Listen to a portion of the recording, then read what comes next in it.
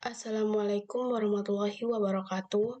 Perkenalkan, nama saya Septiana Eva Rahmawati dengan NIM 122111319. Kali ini saya akan membuat video yaitu mereview tentang materi apa saja yang sudah saya kerjakan pada mata kuliah aplikasi komputer ekonomi. Jadi di sini saya sudah membuat blog dan di blog ini berisi tentang tugas-tugas yang diberikan dosen mata kuliah aplikasi komputer. Yang pertama ada tugas modul transportasi.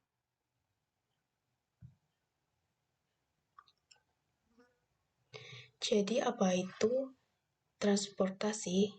Pada umumnya masalah transportasi berhubungan dengan distribusi suatu produk tunggal dari beberapa sumber dengan penawaran terbatas menuju beberapa tujuan dengan permintaan tertentu pada biaya transportasi minimum.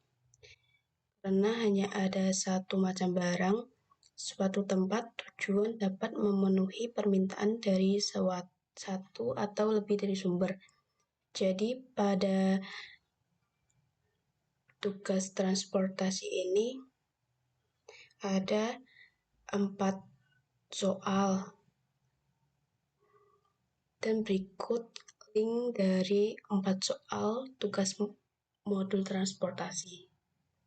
Selanjutnya, yang kedua ada tugas dari modul assignment.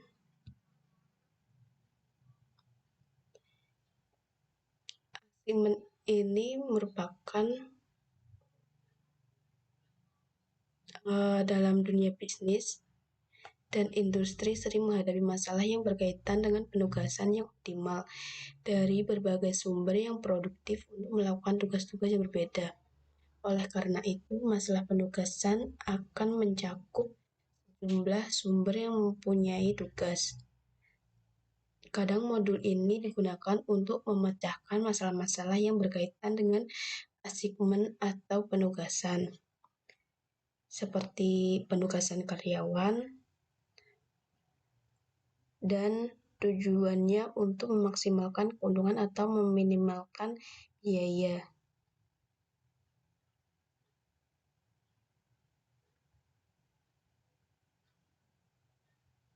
Jadi pada modul ini ada 7 soal dan soal serta cara mengerjakannya sudah saya lampirkan di video YouTube dan berikut link YouTube dari 7 soal tersebut.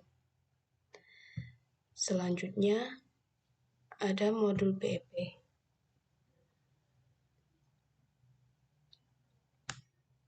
Jadi BEP itu adalah kondisi di mana suatu perusahaan berada pada titik impas atau tidak memiliki keuntungan maupun kerugian, atau dengan kata lain besarnya biaya yang dikeluarkan sama dengan nilai yang terjual. Break-even point ini merupakan suatu analisis yang dapat digunakan untuk menentukan dan mencari jumlah barang atau jasa yang harus dijual kepada konsumen pada harga tertentu untuk menutupi biaya-biaya yang timbul, serta mendapatkan keuntungan atau profit. Nah, di sini saya diberi tugas 4 soal dan berikut link dari 4 soal tersebut. Selanjutnya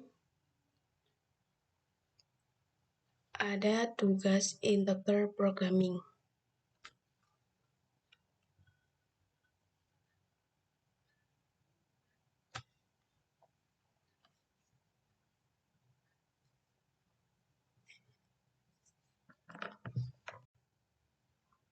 Jadi pemrograman bilangan digunakan untuk memecahkan masalah yang berkaitan dengan penugasan penggunaan sumber daya untuk menghasilkan keuntungan dengan hasil akhir bilangan bulat.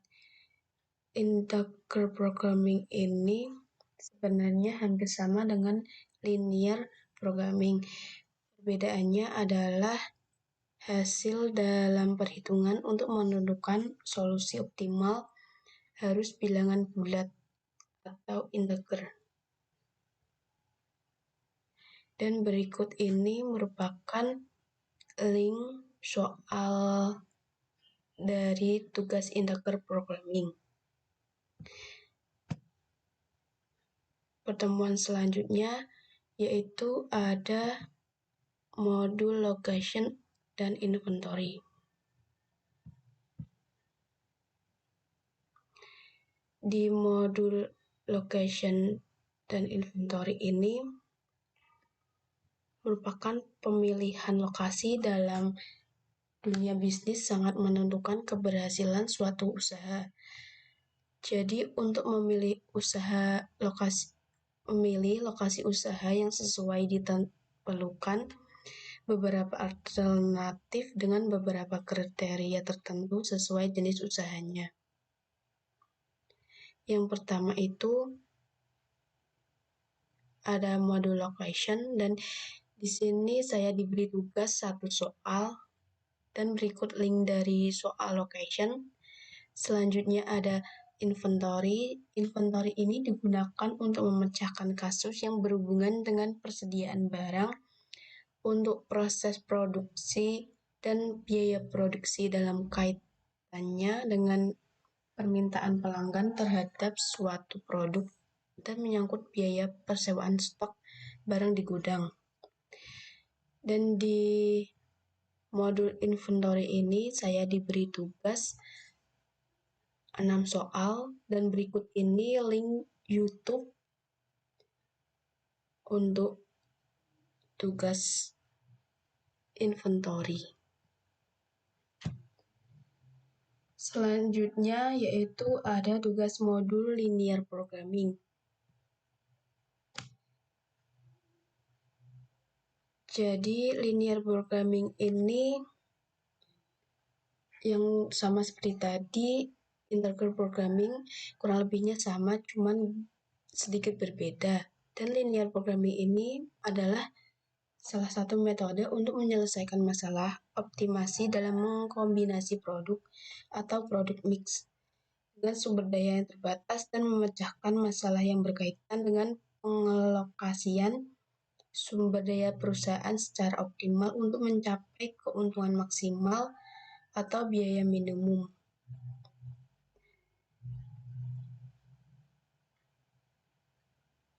Jadi di sini saya sudah diberi soal 11 dan semuanya sudah diupload di YouTube. Selanjutnya saya akan mereview tugas modul forecasting. Di modul forecasting ini atau peramalan merupakan metode untuk memprediksikan atau memperkirakan berbagai kejadian di masa mendatang berdasarkan data yang telah dikumpulkan sebelumnya.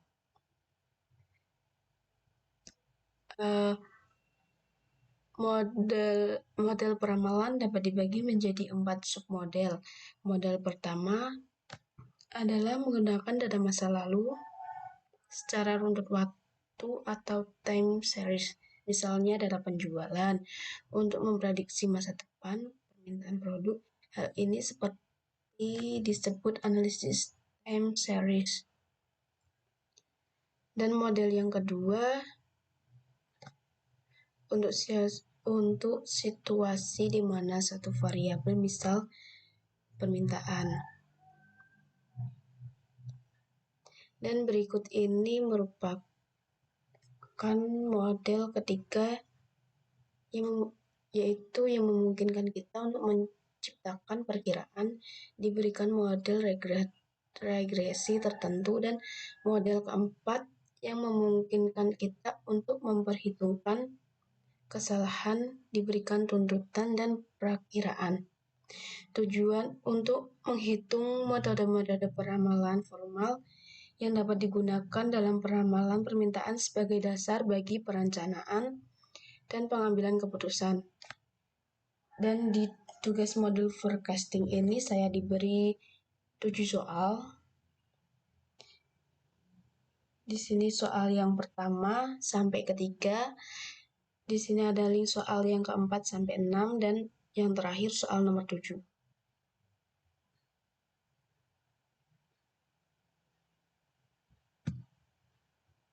Selanjutnya yaitu ada modul forecasting lagi, dan di sini penjelasannya masih sama, yaitu peramalan. Jadi di sini diberi 6 soal dan tugasnya sudah diupload di YouTube. Jadi ini link soal 1 bagian 1, soal 1 bagian 2, soal 3, soal 4, soal 5, dan soal 6.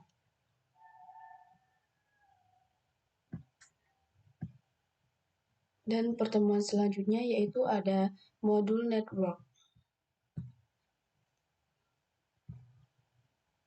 Di modul network ini atau jaringan merupakan sambungan penghubung antara satu titik dengan titik lainnya.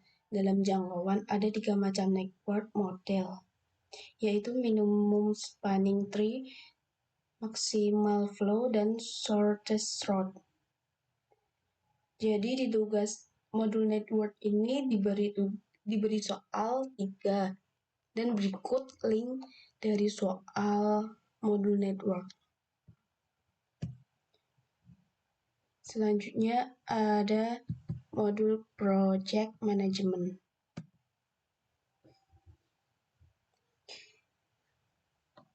Manajemen project digunakan untuk memperkirakan jangka waktu project dan menentu aktivitas proyek. Mana yang bersifat kritis.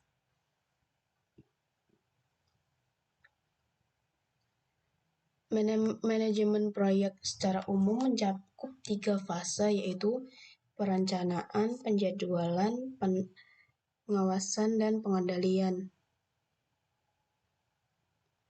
Dan di sini saya diberi tugas 3 soal, dan berikut ini link soal pada modul project management. Selanjutnya itu ada modul waiting list atau antrian.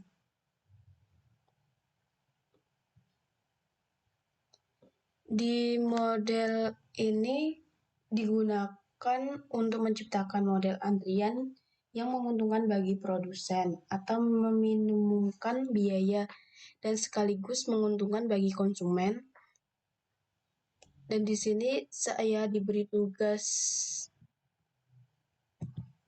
4 video, 4 soal, dan berikut ini merupakan link video pada soal yang pertama, link video soal kedua, dan link video soal ketiga, serta link video soal keempat.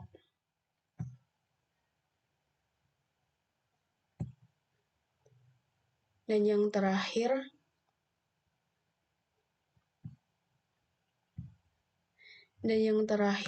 ada tugas dari modul Productivity and Quality Control. Ini merupakan tugas terakhir dari modul